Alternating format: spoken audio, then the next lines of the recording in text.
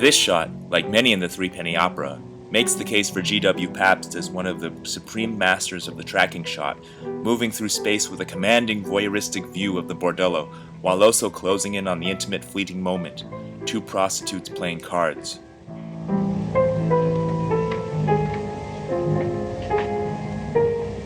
It sets up this medium shot, which makes great use of deep staging and off-screen space. Lottie Lenya, playing the prostitute Jenny, hitches her skirt and shuffles coolly off stage. Here you get a hint of Lenya's unique control over her own body. There's a steady flow of camera movement and visual details to captivate the viewer. But isn't this the antithesis of what Bertolt Brecht's art is about? We see a wanted poster of Mac the Knife, and then the camera pulls back to see the real Mac, who looks at it admiringly, completely disregarding the risk of being seen in public next to his own wanted poster. This is the closest that the film gets to being self-referential, but even so it strikes me as a fairly non-Brechtian way of doing so. In a Brechtian mode, a potentially self-reflexive moment of a man regarding a public photo of himself would establish a critical awareness within the viewer of the act of representation. But here the image of Mac looking at his photo reinforces his image of anti-social, anti-authoritarian coolness.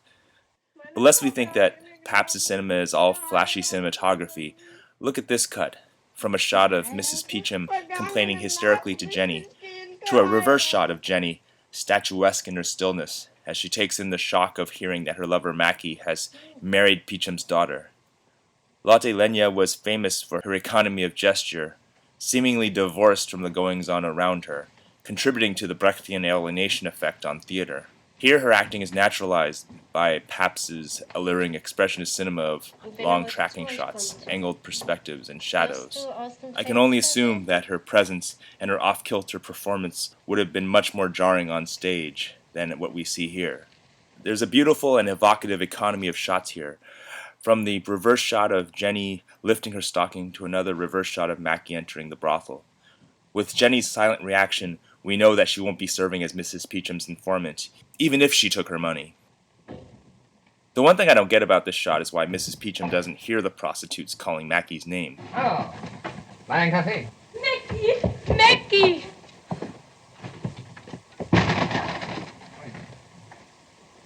Ich werde winken.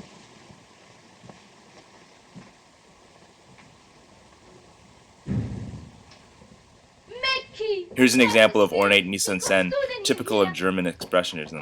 The girls adorn Mackie like prize objects in this object-filled room. Na, heute ist doch mein Donnerstag. Ich kann mich doch durch solche Lappalien nicht in meinen Gewohnheiten stören lassen. And here Pabst films two parallel actions of screens being drawn closed, which sets up the private, withdrawn quality of the musical number we're about to see. Now, I'm going to keep quiet for all of it, but just think about Pabst's framing of Lotte Lenya, the use of off-screen space, the number of times he adorns her performance with cuts or pans, and for what possible reason. Meine Herren, heute sehen Sie mich Gläser abwaschen und ich mache das Bett für jeden. Und Sie geben mir eine Penny und ich bedanke mich schnell und Sie sehen meine Lumpen und das lumpige Hotel und Sie wissen nicht, mit wem Sie reden. Und Sie wissen nicht, mit wem Sie reden. Aber eines Tages wird ein Geschrei sein am Hafen und man fragt, was ist das für ein Geschrei? Und man wird mich lächeln sehen bei meinen Gläsern. Und man fragt, was lächeln die dabei? Und ein Schiff mit 8 Segeln und mit 50 Kanonen wird liegen am Kai.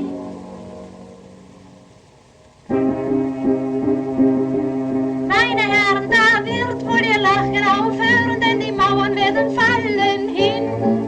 Und am 3. Tage ist die Stadt dem Erdboden gleich, nur ein lumpiges Hotel wird verschont von jedem Streich. Und man fragt, wer wohnt besonderer darin?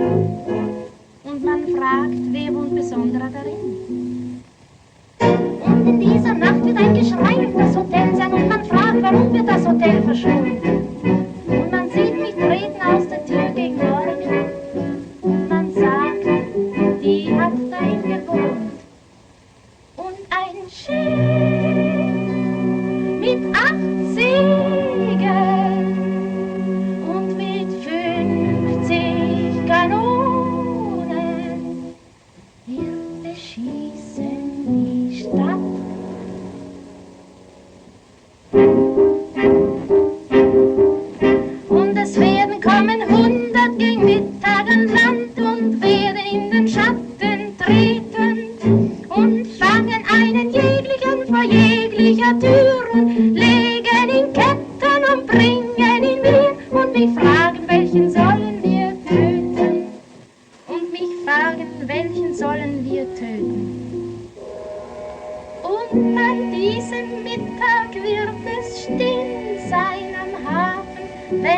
fragt, wer wohl sterben muss.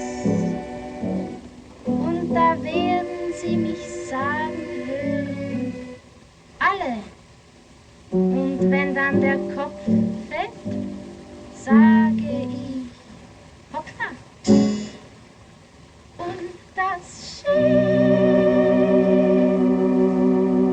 mit 8 Segeln und mit 50 Kanonen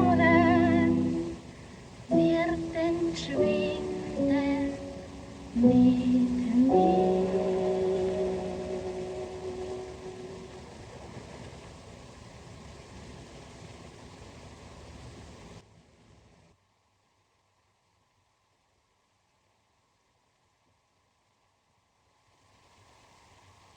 This is the closest that Lotte Lenya comes to looking at the camera, and yet she still doesn't look directly at it. This is the closest that the film comes to creating a rupture in its own fabric, by presenting an image that exists beyond the viewer's gaze, one that threatens the viewer with its own autonomy. But then look what Pabst does here. It cuts to a shot of Mackie looking directly at the camera as he has at other times during the film, though here he is less the powerful seducer and more the seduced. But through his piteous gaze, we are meant to see through Jenny's eyes a man who has a soft spot, and who acknowledges her special place in his heart. So werde ich dich, Jenny, niemals vergessen. And then he rises to resume his stature as the powerful Mac the Knife. The tension between them is resolved, and he is the dominant one. In this brief moment of naturalism, the one most spontaneous moment in a film that feels tightly controlled, it arrests the narrative. Look at Lenya. There's an energy, a life to her, that neither Mac the Knife nor this movie can either contain or make much of, other than as an ornamental sideshow to the film's overarching drive towards cinema as dictatorial rapture. Lenya's performance is Brechtian in that it retains a sense of its own existence, irrespective of the audience's engagement with it. It doesn't completely fit in the grooves of either Pabst's filmmaking or the audience's expectations, but for that it makes us think about it all the more. And that is the difference between the impeccability of G.W. Pabst's filmmaking and the indomitability of Lotte Lenya's presence, as much as the former tries, in vain, to encompass the latter.